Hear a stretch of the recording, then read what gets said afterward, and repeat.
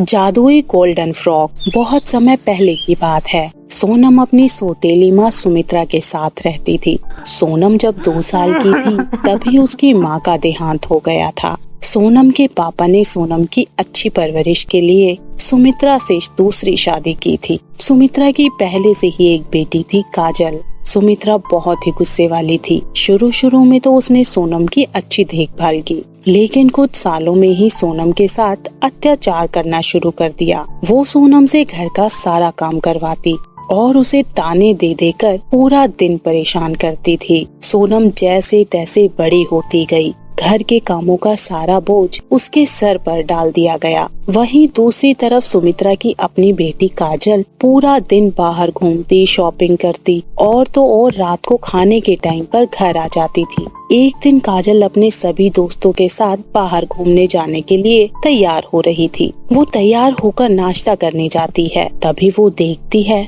कि टेबल पर खाने के लिए कुछ भी नहीं है। वो गुस्से से अपनी माँ को आवाज लगाती है, माँ, आज मुझे नाश्ता नहीं मिलेगा क्या? मुझे बहुत देर हो रही है। मेरे दोस्त वहाँ मेरे इंतजार कर रहे होंगे। इतना सुनकर सुमित्रा वहाँ आती है और बोलती है, मेरी प्यारी बेटी, क्या हुआ? अच्छा रुक जा, अभी उसे बताती हूँ। सोनम, ओ सोनम, कहाँ मर गई जो अभी तक नाश्ता नहीं बनाया? सुमित्रा फिर सोनम के कमरे में जाकर देखती है। सोनम सो रही होती है। सोनम को सोता देख सुमित्रा को बहुत गुस्सा आता है। अच्छा, तो महारानी अभी तक सो रही है। वहाँ मेरी बेटी काजल कब से डाइनिंग टेबल पर बैठ के नाश्ते का इंतजार कर रही है और महारानी को सोने से फुर्सत नहीं। शर्म है या नहीं तुझे? आज मेरी तबीयत खराब है माँ, मुझे थोड़ी देर आराम करने दीजिए। जैसे ही मुझे थोड़ा आराम लगेगा मैं घर का सारा काम कर दूंगी। मनहूस लड़की, मुझे सब पता है, ये तेरे काम ना करने के बहाने हैं। चल अब उठ जल्दी से, मेरे और मेरे बेटी के लिए नाश्ता बना दे, समझ गई?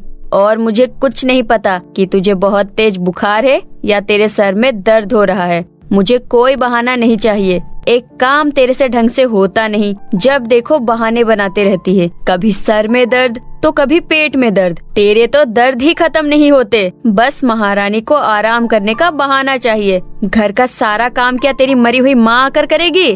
माँ से इतनी खरी खोटी सुनने के बाद सोनम तेज बुखार में ही किसी तरह काजल के लिए नाश्ता तैयार करती है और फिर बाद में घर का सारा काम भी करती है। ऐसे ही समय बीत रहा था और एक दिन काजल अपनी माँ के पास बैठकर अपनी माँ को एक फैशन कंपटीशन के बारे में बताती है और बताती है कि वो उसमें पार्टिसिपेट करना चाहती है। काजल अपनी माँ से फैशन कंपटीशन के लिए सुंदर सी ड्रेस खरीदने के लिए अपनी माँ को शॉपिंग पर जाने के लिए बोलती है। क्यों नहीं मेरी बच्ची, उस फैशन कंपटीशन तो तू ही जीतेगी। तू जिस ड्रेस पर हाथ रख देगी वो ड्रेस तेरी हो जाएगी। काजल और सुमित्रा की बातें सोनम सुन रही थी और वो मन ही मन सोचती है कि वो भी फैशन कंपटीशन में हिस्सा लेना चाहती है, लेकिन वो ये जानती है कि उसके पास एक भी नए कपड़े नहीं हैं। उसकी माँ सुमित्रा को काजल के पुराने कपड़े पहनने को देती थी। सोनम सोचती है, काजल और माँ दोनों शॉपिंग पर जा रहे हैं। एक बार माँ से बात करके देखती हूँ, शायद वो मुझे नए कपड़े दिला दे। माँ, आप शॉपिंग करने जा रही हैं? मेरे लिए भी एक ड्रेस ले आना। मेरा भी बहुत मन करता है नए नए कपड़े पहनने का। तू मनहूस लड़की, नए नए कपड़े पहनकर क्या करेगी? तू भूल गई है क्या? तू इस घर की नौकरानी से ज्यादा कुछ नहीं। अब जा यहाँ से। हम दोनों शॉपिंग पर जा रहे हैं और घर का सारा काम खत्म कर लेना, समझ गई? माँ की बात सुनकर सोनम उदास होकर अपने कमरे में चली जाती है और वहीं अपनी माँ की तस्वीर को देखते हुए कहती है, आप मुझे यहाँ अकेला छोड़कर क्यों चली गई माँ? मुझे भी अपने पास बुला लो। मैं अब और नहीं जीना चाहती हूँ। अगर आप मेरे साथ होते तो मुझे अपने सपनों को ऐसे नहीं छोड़ना पड़ता और मुझे यहाँ पर अपनी सौतेली माँ का इतना अत्याचार भी नहीं झेलना पड़ता। मैं बहुत अकेली हूँ। पिताजी तो शहर चले जाते हैं। मैं बिल्कुल नहीं जीना चाहती हूँ। मैं मर जाना चाहती हूँ। मेरी प्यारी बच्ची, तू रो मत, मैं हमेशा तेरे साथ हूँ। ये ले, ये एक जादुई गोल्डन फ्रॉक है। इसको पहनकर फैशन शो में चली जाना। ये तुम्हारी फैशन कंपटीशन जीतने में मदद करेगा। इतना कहकर सोनम की माँ की आत्मा वहाँ से गायब हो जाती है। सोनम जादुई गोल्डन फ्रॉक देखकर बहुत ही खुश हो जाती है। इतने में काजल और सुमित्रा भी बहुत सारी शॉपिंग करके घर आ जाती हैं। ओ मनहूस लड़की, हम शॉपिंग से घर आ गए हैं। जल्दी से हमारे लिए फ्रेश मैंगो जूस ला। मम्मी जी, अभी मेरी फ्रेंड कोयल का फोन आया था। वो बता रही थी कि इस फैशन शो में जज विकास राठौर है। जो भी इस फैशन शो को जीतेगा वो अपनी बेटी की शादी उस लड़की से करवा देंगे। क्या सच में? अगर ऐसा हो गया तो मेरी बेटी उस हवेली में राज करेगी। किसी भी तरह से तुम ये कंपटीशन जीत जाओ, फिर तो हमारे अच्छे दिन शुरू। क्यों नहीं मम्मी जी, मेरे आगे उस फैशन कंपटीशन में कौन जीतेगा? मैं इतनी सुंदर जो हूँ।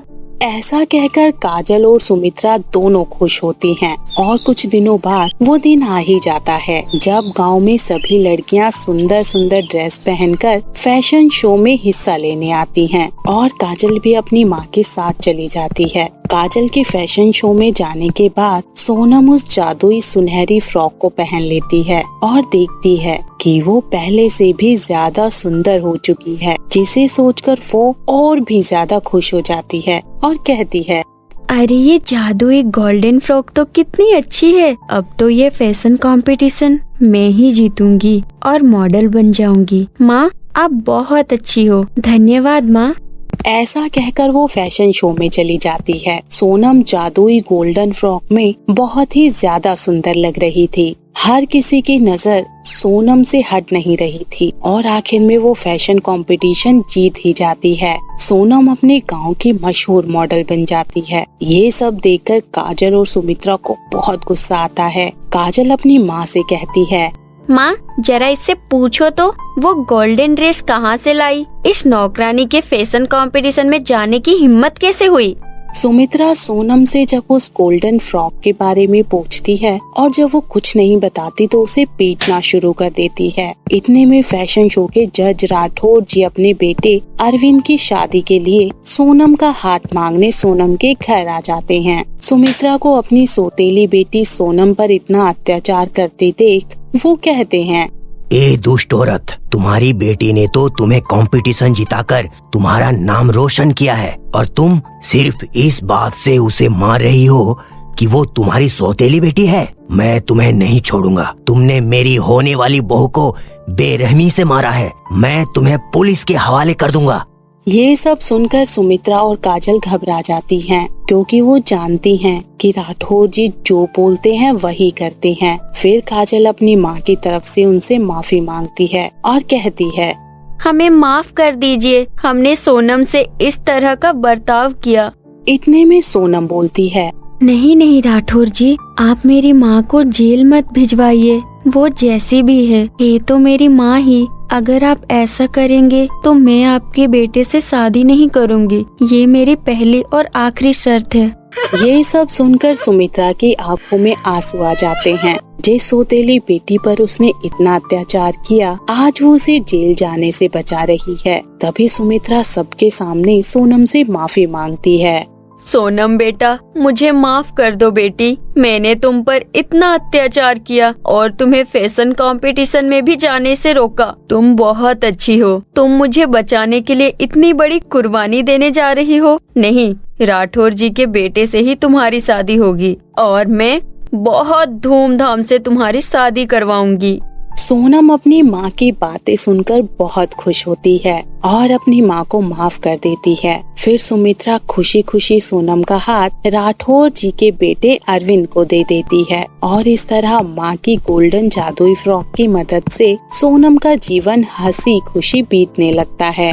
तो कैसी लगी ये कहानी? हमारी कहानी को लाइक करें और कमेंट करके जरूर बताएं और ऐसी ही मजेदार कहानी देखने के लिए हमारे चैनल को सब्सक्राइब करें और हाँ, बेल आइकन दबाना ना भूलें, जिससे आपको आगे आने वाली कहानियों की नोटिफिकेशन आसानी से मिल सके।